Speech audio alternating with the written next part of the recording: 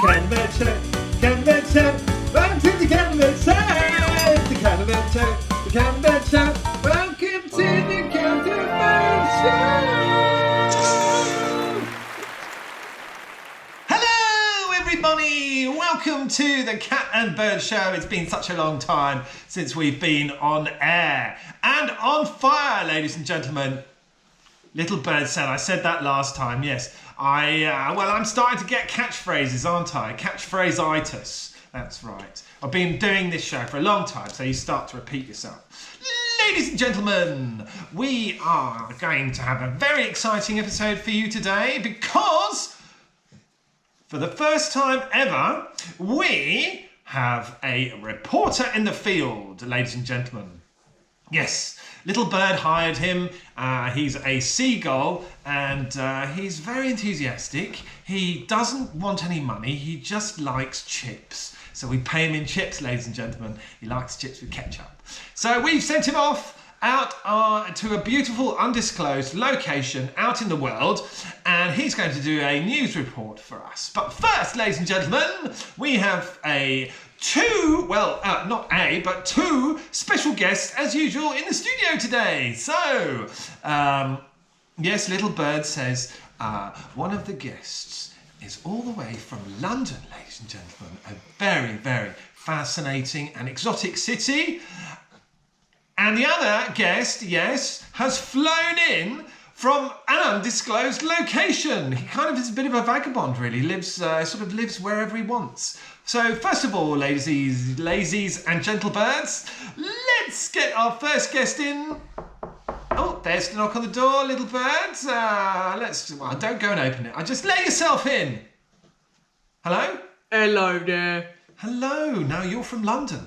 Yes, I'm from London. Oh, very interesting. Now, you don't look like you come from London, but then lots of different people live in London, don't they? Yes, a lot of different people and animals live in London. Ah, really? And why do you like living in London?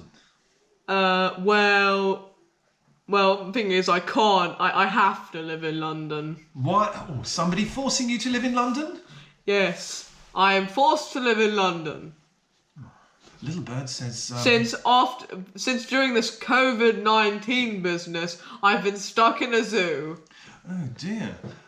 Well, is that how you started out your life, in a zoo? No, I thought I was drafted into the first monkey war against the gorillas. I was in the 15th Battalion fighting against them in the Madagascar woods. What's that, Little Bird? Yes. He didn't understand a word of that. We don't really like war. We don't like to talk about war. No, it's how I lost my thumb. Nice. You lost your thumb? How I lost my thumb. Let's have a look. Look at my hand. Oh my God! Yeah. Can you still sort of manage to do monkey things without a thumb? Well, I have now abandoned the monkey life and gone and taken a psychedelic approach to the world. Little Bird says his legs aren't very big, so he can't do a very cycling approach to the world. No, a psychedelic. Little Bird says, what is psychedelic? Well, it is where I believe in world peace and I believe in the third eye and astronomical symbols. Little Bird says he hasn't got a clue what you're talking about. Tell us what it's like living in London, and what's your name, sorry? My regular name is Harold, but my psychedelic name is Starshine. Sorry, I didn't. That's a beautiful name. Just call me just call me Harold. Okay, wow. So basically, you live in London in a zoo, and you do a lot of meditating. Is that right? Oh, I do lots of meditating. And does that bring you happiness and joy? No, I've never felt happiness. But a Little Bird says you thought that you were supposed to get happy by meditating, or very, very relaxed. I am very relaxed. Just not happy. Little Bird says you got a little bit too relaxed backstage, and one of our guys had to clean it up quite a lot. I'd eaten a little bit. I'd eaten the wrong salad. I'd eaten the gorilla salad instead of the monkey salad. Oh no, that's why your diet's probably a bit restricted in. Oh yeah. Now, just tell us before we go, what makes you happy? Nothing. Yeah, sometimes little birds heard a lot of people say that nothing makes them happy. But because I'm already happy in the inside. Happy. Okay. Oh, there's a knock on the door, ladies and gentlemen. Well, very lovely to talk to you. Let's go and see our next guest, shall we? Come in, please. Come in. Hello. Oh. Hello. Hello. Hello. What's your name? My name is Mark. Mark? Mark. Mark? That's a very unusual name for a little bird. Says, are you a seagull? Yes. Okay, very interesting. Because are you not related to our seagull friend who's going to do a special news report for us? Are you? I don't know who that guy is. Yeah, well, you're lucky to come here today because we've got lots of chips backstage, and we know you like chips, don't you? Yeah, you better give me some. And now, are you one of these seagulls that are very lazy and eat a lot of human food? Or do you fly around all around the world and across the ocean catching all sorts of manner of strange creatures and fish? Everything. Do you eat everything or just have you got a funny diet? I have a question. Fish. Monkey's got his arm up here. I've got a question. What's your question, Monkey? I've heard on the news that chips are the currency for seagulls. Well, I don't know what sort of monkey news you've been watching, but chips, the good old chip, well, it could be a currency, I suppose. They deal with it. If there was a shortage, well, apparently there is a shortage of chips at the moment because all the humans, they're all staying indoors. But they have started to come out, ladies and gentlemen. But I'm not sure about the chip shops, whether they've opened or closed. You see, people aren't allowed to sort of eat or stand next to each other, and especially not really allowed to drop rubbish on the beaches. And that's normally how seagulls survive these days, isn't it? Chips. Chips, chips and more chips. Cold chips.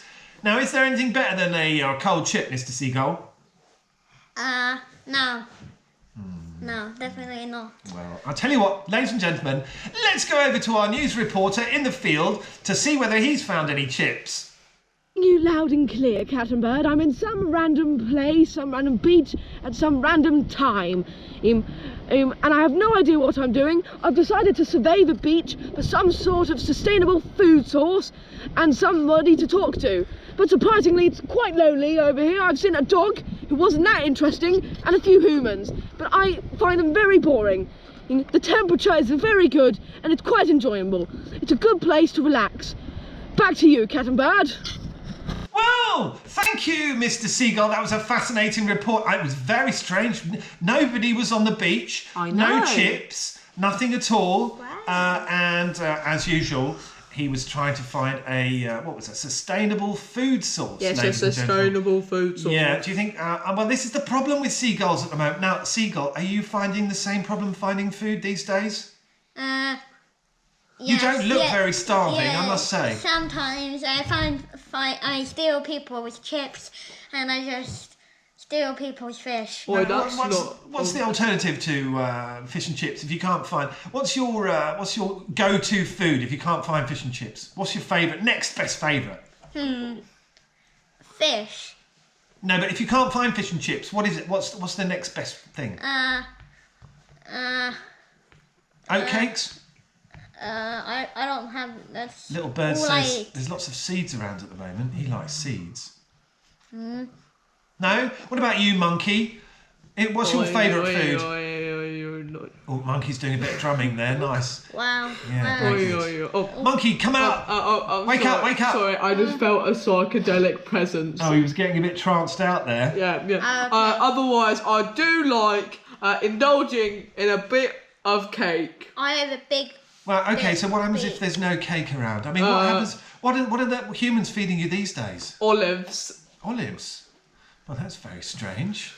Olives. I guess they grow in warm climates. Yeah. Very good. Right, now, Little Bird. Yeah, what's that? Yes, Little Bird's just heard that our reporter friend Seagull has found somebody to talk to. Quite an unusual person he found wandering around on the beach. Wow. So let's cut to that straight away and we'll come back in 5 minutes. Okay, I found someone. Here he is. He's quite a shy person, but he'd like to be on the show. Hello, sir. Hello, How are you doing? I'm doing fine. Okay, what's your name? My name is Ping. Your name's Ping. Are you Yeah. Are you any way related to Pingu? No. Okay, so aren't you a little bit out of place here on a beach? Pretty much, yeah.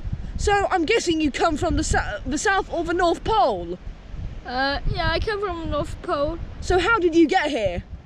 I was flopping, swimming. So you were swimming? And what, did you lose track of yourself? Yeah. Oh, that's quite bad. And, But luckily So- I'm here. I'm never gonna go to the North Pole again. okay, what do you think it's too cold there?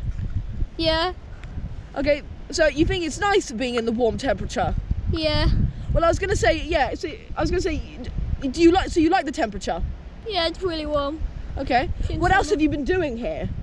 I've been walking around over there, looking at the humans. Have you found any sort of food to eat?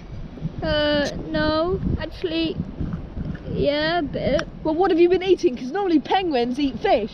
I I- don't think there's a lot of fish out here. I didn't find that many fishes, but I found like a few. Well, it's good you have a sustainable food source. Back to you, cat and bird. Little Bird says, well, what on earth was a penguin doing out on a hot beach? I know. That's pretty amazing. Seemed very out of place. Do you think right? he was Yeah, lost? it's really weird. No. Well, I heard when he was talking, he said he had come here for the warm temperature and was looking for food. Yeah. A bit odd for a penguin, isn't it? You know what? The world is becoming a very small place, ladies and gentlebirds. Every day it becomes a small place, but actually it's become very small for all of us. I had a long recently. beak. Maybe he was on holiday here and he got trapped. He was on holiday That here in could the be winter, true. and then he got trapped because of all the crazy things that are going on in the world. That really could be true. Yeah, maybe he just couldn't get home. But it must be awfully hot for a penguin, mustn't it? So you two, Yeah. what I want you to do, come close to each other. Okay. I want you to. No, we need to social distance. No, well, I think come on. Let's all hold hands. Come on, let's all hold hands. No, we need to social distance. And say a little prayer. Say a little prayer. Come in close. I'm to not Cat and Bird. to God. I will hold my own hands. Okay, you hold your hands. Now, ladies and gentlemen, I think that's been a fascinating episode. And Mr. Seagull here is you have a little cuddle with Little Bird there. That's nice. Yeah. Yeah. I'll touch your leg. There you go. Yeah. Oh, careful. Yeah. You're absolutely right. Yeah. We need to keep some animal distancing. Yes, animal distancing. We want to send all our hopes and prayers and best wishes for health and happiness to all the animals around the world, and hope that everybody enjoys themselves, particularly at this time when there's no people on the beaches. You can go running and swimming and flying and doing all sorts of things, especially if you're a penguin. Clearly you don't get hassled, and it's a good place to go and meditate, Monkey. Why don't you go on the beach and you can do some meditation? I only meditate in my special flower room. And what about you, Seagull? What will you do? I'll just be flying around, steal people's chips and fish, and it'll be delicious. Yeah, Little Bird says that's great. He's going to practice flying soon because he's still not quite. He's still not quite there, ladies and gentlemen. So, thanks very much, and we'll see you next time. Bye.